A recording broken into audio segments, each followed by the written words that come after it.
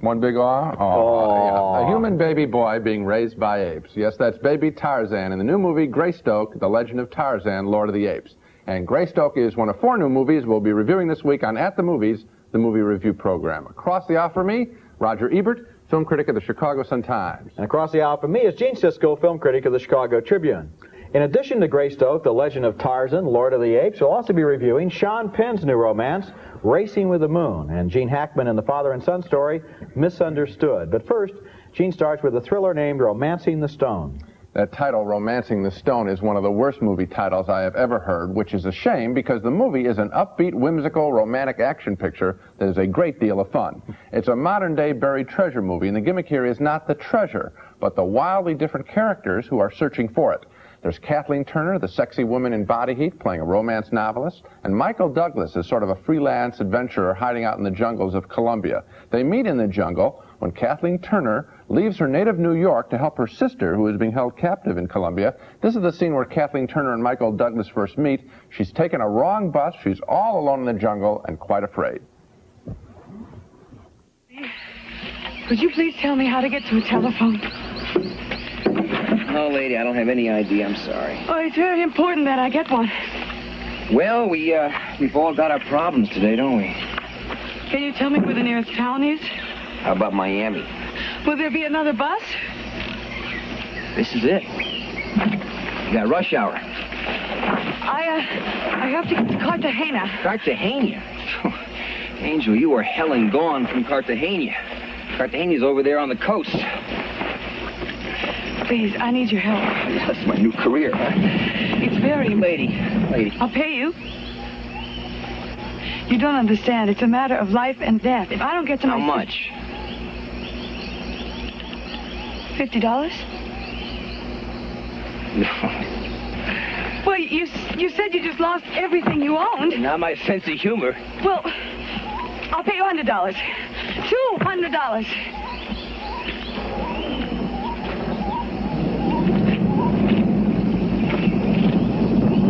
I'll do it. For $5. What? I'll pay you $250. Now, I ain't cheap, but I can be had. My minimum price for taking a stranded woman to a telephone is $400. Will you take $375 in traveler's checks? American Express? Of course. Got a deal. Later in the movie, they're confronted by crook Danny DeVito, who has the buried treasure and is being chased by the Colombian army. Come on. Move it. Move it. Move it. See how you like being stuck in... Holy...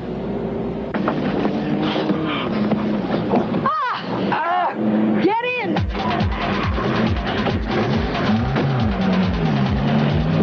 Which way do we go? Follow that stone.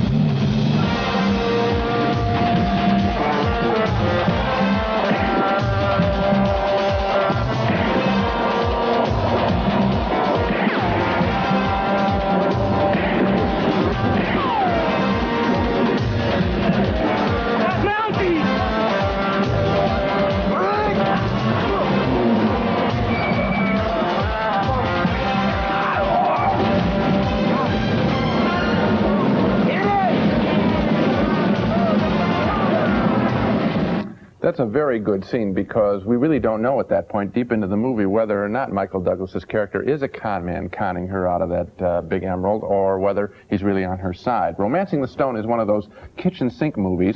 They've thrown 2 of everything into this picture, maybe 3. The film could have been cut down and might have been better if it had been a little tighter, but so many of its elements are so fresh and funny, and the relationship between Kathleen Turner and Michael Douglas is so genuine and unpredictable that Romancing the Stone, despite its dumb title, gets a thumbs up from me. I appreciated everything that was fresh in this film. While watching it, I knew that someone was trying to entertain me. And that's very important. I agree with that, and I also agree about the title. Just sitting here watching those scenes, I came up with what I think is a better title, Death of the Green Jewel. How do you like that? Anything or like that. Capture of the Green Jungle Jewel. Fever, Jungle Jewel, anything. I mean, it's just, Romancing the Stone is a turnoff. When I heard the title, I was thinking, is this about knights in armor? You know, is it some fantasy? That's what I thought. Sword and sorcerer or something? That's what I thought. It's a good movie, and I'll tell you another thing it is that people are probably going to point out. It is a ripoff of Raiders of the Lost Ark. Let's face it, this movie was inspired by Raiders, but it's got a distinction. It's the first clone of Raiders of the Lost Ark that's any good. And you know what? So if you're going to rip off something, at least do it do it well. And you know why they did it well? Because they didn't go with a period picture. That's right. It's contemporary. And see, that's the trap in ripping off Raiders, is trying to go period. Here, they just take those kind of swashbuckling characters, old-style characters, and put them in a fresh situation. With a great relationship. I agree with you about Turner and Douglas. Really a good relationship. And next at the movies, the story of how a little jungle orphan grows up and falls in love with a girl named Jane.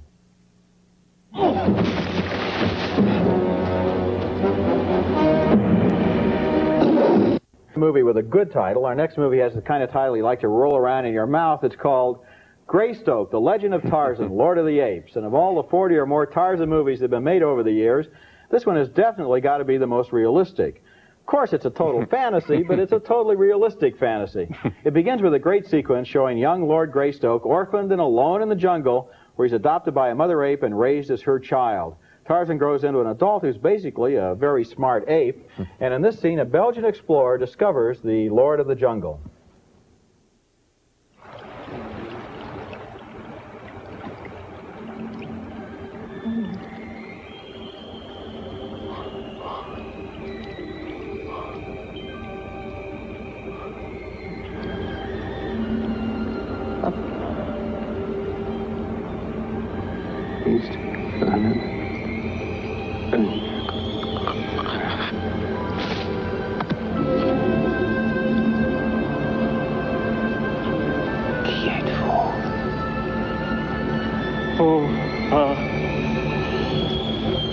Who are you? So help me. Say something.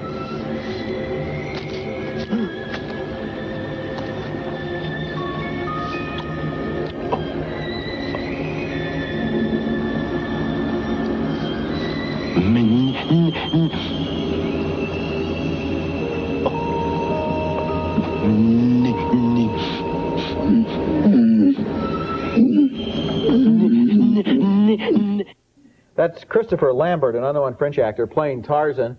And here's a later scene in the film where Tarzan's been returned to Scotland to claim his rightful title as John Clayton, Lord Greystoke. He tries to make it in one piece through a formal meal. This is a game that we used to play on board the ship. He used to enchant the crew. The best thing is that if you close your eyes and imagine that you are en Afrique. Yes, in Africa.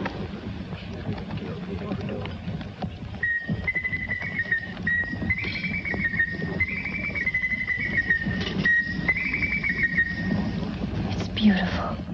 Well, what woman could possibly resist that? That's Andie MacDowell as Jane, and she's soon going to fall in love with Tarzan, although at no point in this movie, by the way, does the Lord of the Jungle ever say, "Me Tarzan, you Jane."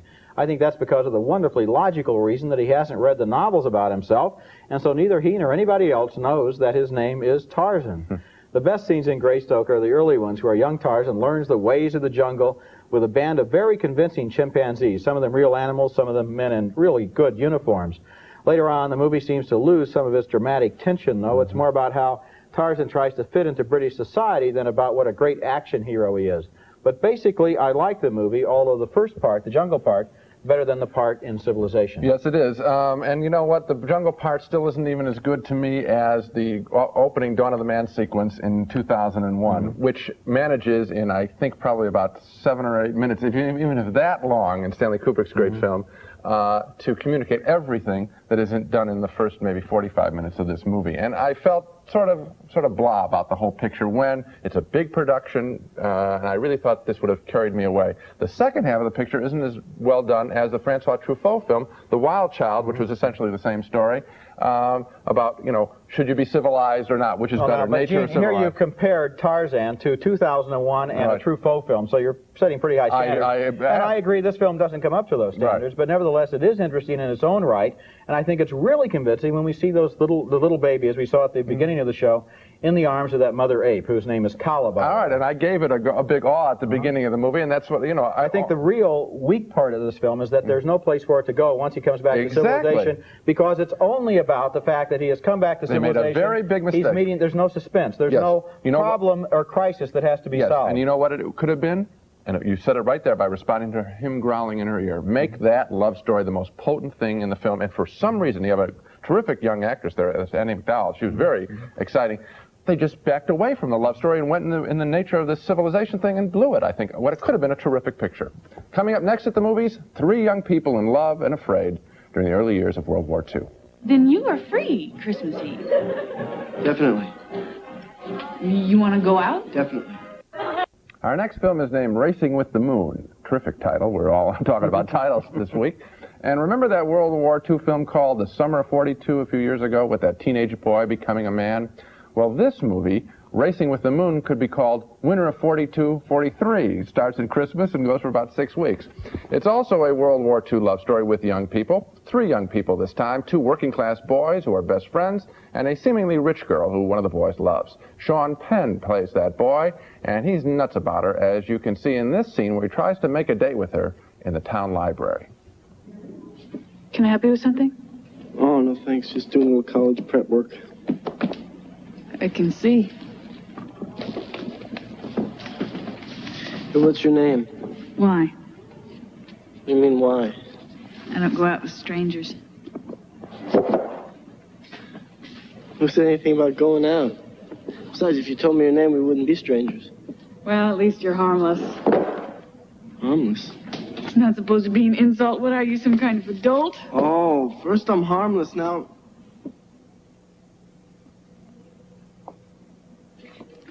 What the hell is this? Oh, I take it back. You are definitely not harmless. That was Elizabeth McGovern as the cute young woman there. Their relationship is just great, but the movie keeps them apart through a slight misunderstanding that I began to really resent after a while. It's one of those idiot plot things that you talk about where one simple little statement can turn it all around. The other key relationship in the movie is between Sean Penn and his best friend, played by Nicolas Cage from Valley Girl, the punk rocker in that film. Both boys are facing their 18th birthdays very soon, which means that they're going to be going off to fight the war, and that both delights them and frightens them. And they talk about it one late afternoon on the roof of the bowling alley where they set pins. Johnny Lester came in today. His brother's dead. Tommy? He died on an island. Guadalcanal. Yeah. Funeral's tomorrow. Johnny said we're invited. Want to go?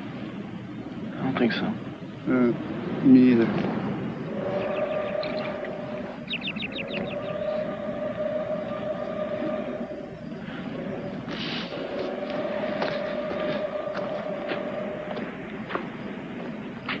You know what I want, Henry? I want an eagle right here. A tattoo. Yeah. Just wait till those Japs see me and my eagle come charging over the hill. Just come charging over the hill. There's a war out there somewhere, Hop. Well, I never really got a sense of that reality of that war out there in this picture, or the reality of the love relationship between Sean Penn and Elizabeth McGovern. This movie is a collection of scenes. Some of them work quite well, many don't. It was more of a movie for me of puppy love and, in a way, puppy war. Nothing very substantial. something cute maybe for the teenage market. Not a bad film, but nothing that will linger in the mind. I think you have completely missed the boat on this film. I think it's a really wonderful film, and I think you're being very unfair to it, especially when you compare it to Summer of 42, which was simply an exercise in kind of sepia-tone nostalgia. Right. This movie, despite the fact that it takes place in 42 or 43, has a real immediacy to it. It seems like these kids are contemporary of that time and also of us. It's a good relationship. The misunderstanding you talk about is very minor. There are two good relationships in the film between Sean Penn and McGovern, and Penn and Nicolas Cage. I really thought it was a really fine movie. I liked it. I can compare it to another movie, and let's see how it stacks up against that. The Last Picture Show, which was also a period film. I would compare it to The Last Picture Show. Now we have a and disagreement. you're up to your old, what you do is you take the 10 greatest films of all time and compare them to every movie we're reviewing this week. It's not as good. I'd say this deserves to be on a double bill with The Last Picture Show. Really? Oh, I think that's not a bad way to operate, which is to take a look at the paradigm case, the best film of the kind, and see how it stacks up. And so it's not so bad if I compare it and you say it stacks up, and I say I compare it and it doesn't stack up. There's nothing wrong with that. But and more importantly, why doesn't it stack up for me? I think that it's because I felt it was sort of dress-up time. I felt these kids were acting out roles, and I never felt that they were really inhabiting the roles. I thought this was just sort of marching along. Isn't it cute that these young kids are in a little love relationship and in a little war? Whereas in The Last Picture Show, I just bought that whole thing. I didn't see anyone dressing up. I saw that was like a documentary. Well, I think when kids are 17 or 18 years old, maybe they are dressing up a little bit. Certainly they're awestruck by the fact that they're going to go off and fight, and there's a very good scene in the movie where Sean Penn goes to a hospital ward and talks to some injured soldiers, and it becomes real for him. So it's not a puppy war after that scene. So there are all kinds of things in this movie that are interesting, I think. I think you've missed the boat on it. I really do. And likewise. Okay. Next at the movies, Gene Hackman plays a widower who doesn't understand his two young sons.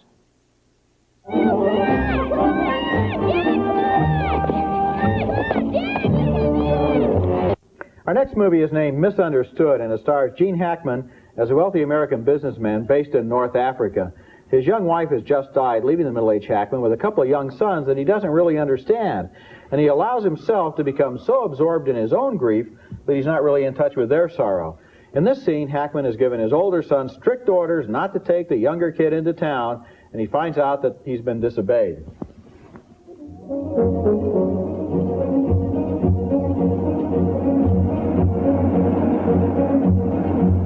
Hi, Daddy! It doesn't do any good to shout at you because you have no sense of responsibility. From now on, you can do anything you want to do. You're free, but not with Miles. I didn't even want to take him. Well, then why did you? He forced me to. He forced you to, that little tiny guy. He's always hanging on. He's hanging on because he loves you. You don't understand. I understand you treat him like a plaything. No! No, what do you mean, no? You're just treating him like he's a toy. What do you want? Happy birthday, Daddy.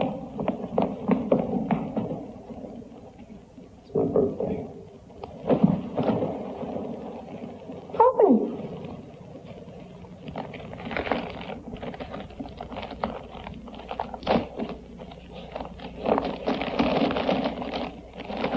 You like it? Yeah, I like it. I wanted to get you a motorcycle. Don't be angry at Andrew, Daddy. He pedaled as fast as he could, and I was heavy. Motorcycle, huh? Night. Good night. That was Henry Thomas, the kid who was E.T.'s best friend, starring as the older son. The movie's basically about his relationship with Hackman and about how he tries to be a good kid and tries to do the right thing, but he's misunderstood by his father. Now, that would be a promising subject for a movie, maybe, but this movie surrounds it with two big distractions. There's a lot of unnecessary, exotic, local North African atmosphere that doesn't really mean anything, just shows that they shot it in North Africa. There's a lot of predictable tear-jerking and cliffhanging. The big crisis that happens at the end of this film is telegraphed on 3 different occasions before it finally happens, until we're basically just checking our watch to see how long it's going to be before this kid gets into trouble. This isn't really the study of a relationship. It's a soap opera set in Tunisia, and even the good performance by Gene Hackman, and also Henry Thomas is good in the film too, but they can't save it. Now we're back in agreement. And, you know, you hit it just right with the notion of why is this set in North Africa? As soon as I saw this big, fabulous house that Gene Hackman lived in, I thought, why? This is such an important... As soon as I saw the Arabian name of the producer, I thought I knew why. Okay. Well, but I'm sitting there and saying, this is such an interesting subject. Death. How does a young child cope with death? How does a father cope with a son and the law? I mean, it's a terrific subject. Why do we have to have it be a special case for a movie? Why not put this right in the heart of the city? Yeah, why do you need camels? Why do you need camels in the bazaar in North Africa in order to tell the story? It's almost like they were afraid of the subject, that it was such a downer, which it can be, that they had to put a colorful coating around it. Gene Hackman can play salt-of-the-earth Americans better than any actor in the world, I have a feeling. Put him right in the heart of this country and tell the same story, and you'd have a terrific picture. And also, just key in on the relationship between the father and his children. Instead of that, at the beginning of the film, we have this English governess from Central Casting. She's got the eyes that look like she's been awake for about 6 weeks. You know, she's a Frankenstein monster attacking. You don't need it. Then you get rid of her, you get the nice governess. Okay, you don't need any of that stuff. And the accident that happens to the kid, which is unforgivable. All right, in its predictability. Okay, wait a second. And in its sappiness. No camels, no governesses, and no predictable accidents. Just between Henry Thomas and Gene Hackman, a very strong picture. I think you're right. So much for Misunderstood. Now to recap our reactions to the movies on this show. We both enjoyed the romantic adventure comedy Romancing the Stone, a fresh and funny buried treasure movie, 2 thumbs up. We split on Greystoke, the Legend of Tarzan movie. Roger gives it a marginal thumbs up. He liked its beginning a lot. I give it a marginal thumbs down. I found it actually got boring at the end. We split more strongly on Racing with the Moon. Roger enjoyed the World War II teenage love story. I found it to be just puppy love, puppy war. And we finished in agreement on Misunderstood, the Gene Hackman film about children coping with their parents' death. So I guess the one we both agree on and recommend is Romancing the Stone, and we both agree it has a terrible title, so don't let the title throw you off. Next week at the movies, we'll be back with Rick Springfield, the star of General Hospital.